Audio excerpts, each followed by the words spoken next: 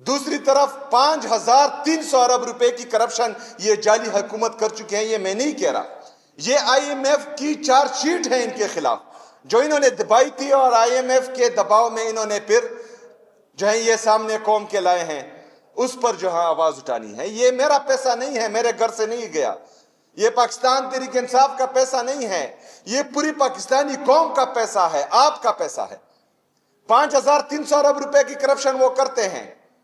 میرے عزیز ساتھیوں, 4758 ارب روپے جو آپ کا بقایا ہے, میرا بقایا ہے, صوبے کی عوام کا بقایا ہے, وفاق ہمارا مقروض ہے, وہ ہمیں نہیں دیتا.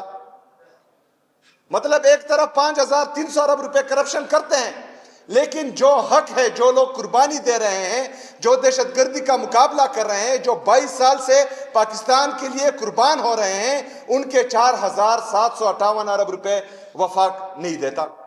اس کے لیے آپ سب کی ضرورت ہے, آپ سب نے مل کر اس کے لیے میرا ساتھ دینا ہے, اور انشاءاللہ تعالی ہم نے ان سے ہمارا حق یہاں پر لے کر آنا ہے انشاءاللہ تعالی.